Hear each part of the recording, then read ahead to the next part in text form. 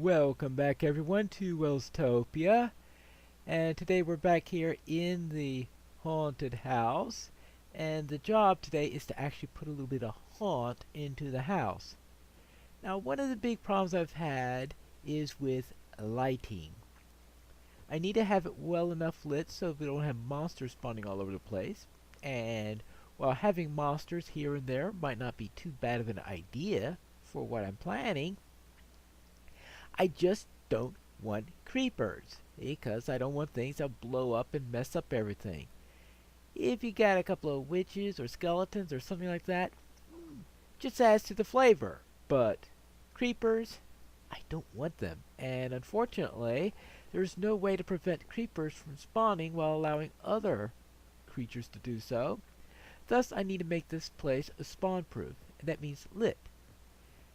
Since the illusionist who's trying to make this place look like a haunted house is probably putting in a couple of things to make people more frightened, I was thinking maybe to use jack-o'-lanterns as a form of lighting. The illusionist would have put them in order to make it that way. Now the first question is it possible? Yes, to put this here. Now with the jack-o'-lantern there, I'm hoping that'll keep the trapdoor hidden as well, of course, as to add a little spook to it. But of course, how about adding jack-o'-lanterns into all these? Just plop one down, put the thing in front, just to make the whole thing spookier. Good. I have to go through here later to see what looks good and what doesn't related to lighting. I still have to keep the lighting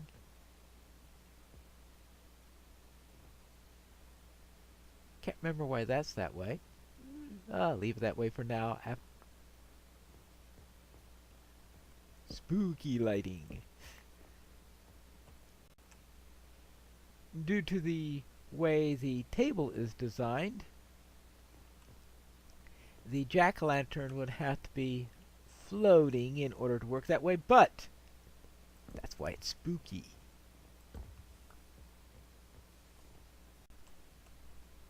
Here's one example of a lighting challenge. In this corner I have a lighting level of 8, which is fine. But over here I have a level of 6. And if it's 6, then that means that I've got 3 blocks here that are not quite lit right. What do? Have a floating jack-o'-lantern as I have in the other room? I don't want to overdo that motif. There could be some disintegrating carpet over here, which will be one solution to the potential problem. Of course, since I'm also trying to represent a house that's falling apart, I could occasionally just do that. And it doesn't look perfect, but it doesn't have to look perfect in this case because we're dealing with things that are not quite right. Now, actually this room could qualify for jack-o'-lantern or 2 itself, couldn't it? And it's a busier room than the other. In fact, that could even help the light up there. The watery areas would be nice places to put little gardens at, and I suppose that originally there would have been some sort of garden for various vegetables and the like. Yet, since we are talking about a spooky location, I am sure that we have pumpkins instead. Besides, with all these jack-o'-lanterns I'm making, I'm getting tons and tons and tons of seeds, because when you make a carved pumpkin, you do get the seeds out of it at the same time. Thus, I'm going to be creating quite a number of little pumpkin patches all over the place. I think that one will work. Let's see if there's any place else I could put one. Perhaps a little bit over the top, but it gets it done, and the illusionist might have been in a rather weird mood. He says that if a little bit helps a little bit, then maybe a lot will help a lot. Now, for this room here, I've been forgetting about the issues that we have with the floor, because the floor in the module is supposed to be broken. Probably wouldn't need, we might not even need this, and we'll find that out. I'll put it back later if needed. The idea here is that the floorboard has rotted out and that we've got a section here that doesn't work on the side here. Even creates little issues there. I decided to tone down on the number of broken boards. In the original game, it's actually an unsafe area. It's not already broken. But if you walked in the unsafe area, then you could fall through and create the hole. And since there was supposed to be someone tied up over there, we obviously can't have that person easily visible from downstairs. But I think I've got the lighting all set up. Might have one or two more spots, which I'll take on as I go along. Oh, but we do have the attic to worry about. Oh, and this room. Well, I'll take care of that room. For the attic, we will need a few holes in the roof here and there. I know after all the trouble creating the roof, now I gotta create holes in it. But it's supposed to be a haunted house that's been getting run down over the last few years, so I have to deal with that.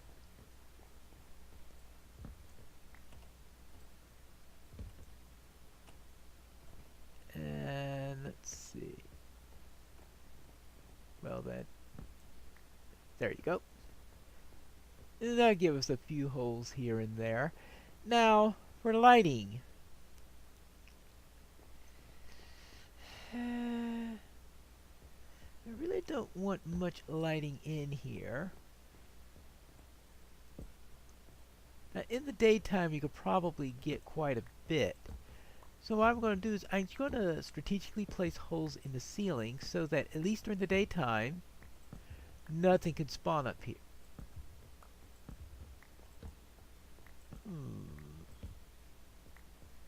How about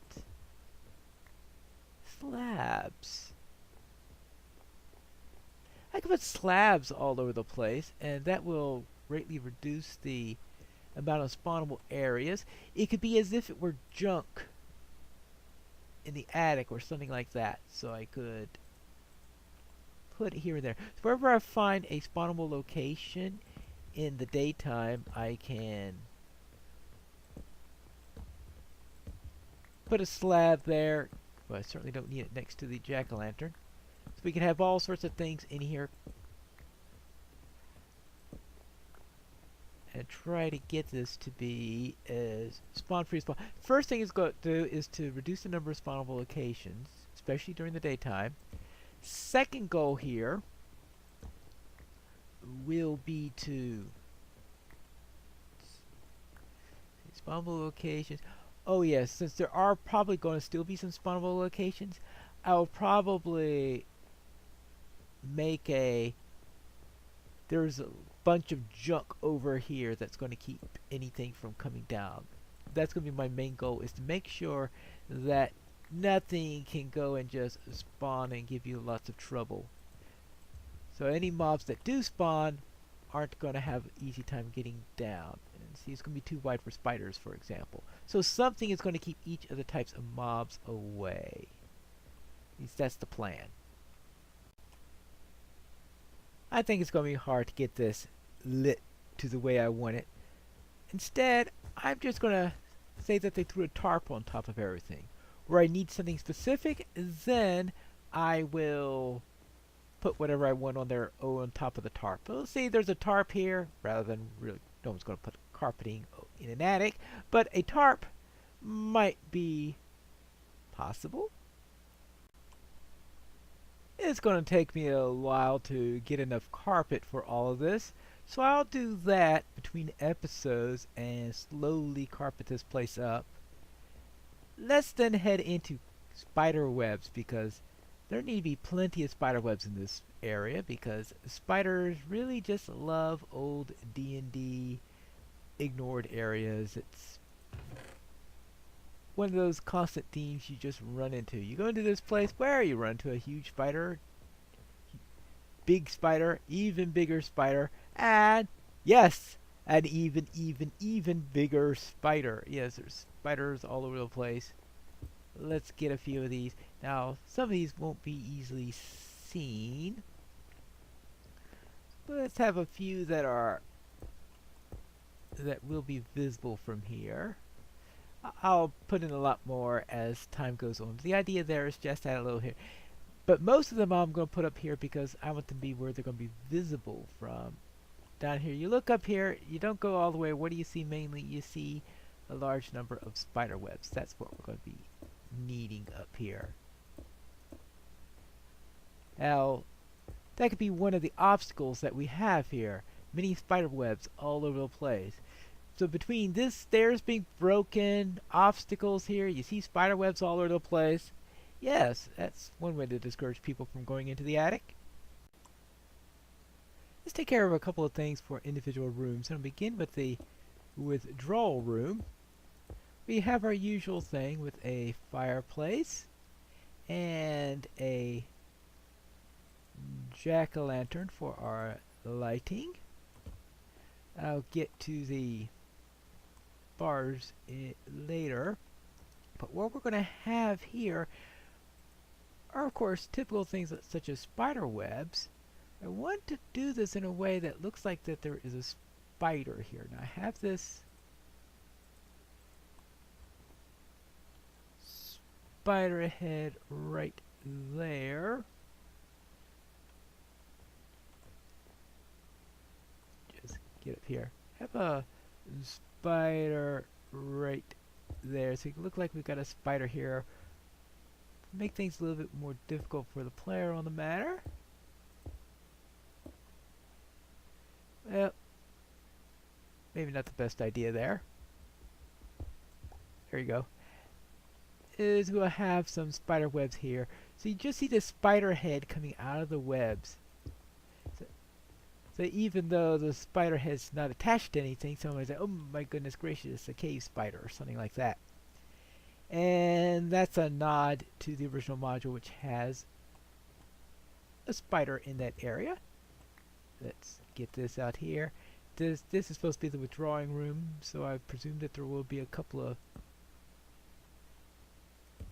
chairs here for sitting after you have your little... I presume a withdrawing room is where you go after dinner or something like that. It's not something that you have in a typical home in the States. Apparently the withdrawing rooms where the ladies would withdraw after dinner, which now makes things really confusing because I thought this guy was a loner. Why does he have a special room for the ladies to withdraw to? What if I just made this into a little card table here? There you go. Perfect place for your bridge game. There. Hasn't been used for a while, but it'll do. Spider infested bridge room. It took me less time than I thought to get all of that carpeting so that I could have gray carpet all over the place, or I should say a gray tarp all over the place. And now this gives the right kind of lighting that I wanted. It'll be really dark in the nighttime, but the main thing here is that we won't have any spawnable locations. I will put something here to make sure that we have trouble getting through, because one of the ideas I had, of course, was to prevent people from going, hey, maybe this isn't a gray tarp. Maybe I should have used light gray carpeting. No, I'm not changing that now. It took me a lot of trouble to get all this here. But I could have called it dust. Because could you imagine 20 years of dust scattered all over the place and here? Well, It's very dark dust then. That's what we'll say. Dark dust. This place is going to be filled with some sort of boxes all over the place, and I'm going to start out with some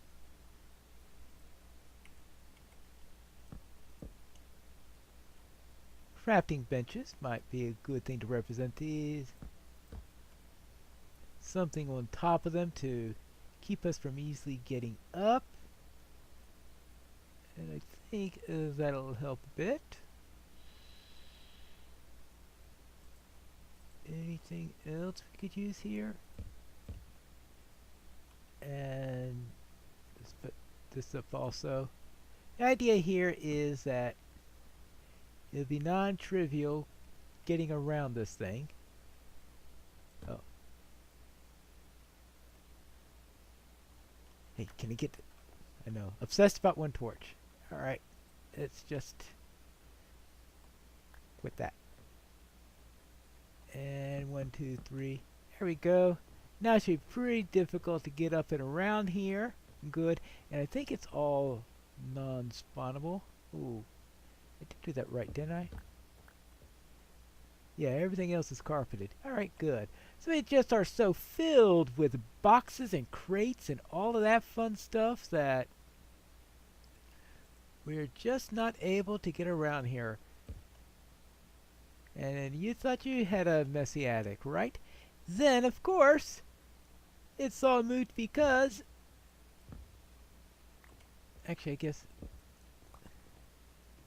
we can have this stair up. Oops. Have this one going up like this. Good. And there you go. We have the stairs going up like this. Oops! The stairs are out and we're so full of boxes we had trouble getting through. And it'll be nothing interesting there if you got through anyway. That's pretty much how the attic works in the module. So we'll go with that. Are there any other rooms that have anything interesting for? In doing this, I forgot all about the walls. Yes, there is supposed to be a wall around this house. I presume not here, but in other parts of the house going all the way around we should have a wall. Now, this wall is going to have some gaps in it. That is very explicit in the module. And maybe the wall goes here, but this has fallen down or something, so the wall would be collapsed there. That could be one of the collapsed areas. All sorts of weird stuff could be going on around here. Thus, I am going to... About, is this a good distance here for the wall? Yeah, let's start putting it out here. I will first put a wall all around where I want the wall. Then I'll worry about things like gaps and stuff like that. But for now, we need a basic shape. There you go, one wall. We had the break at the entrance, but of course that one's probably intentional.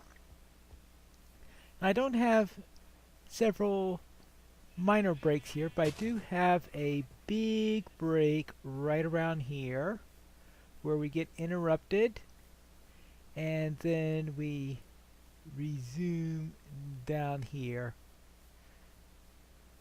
And we can assume that maybe this caved in or something like that over the intervening years.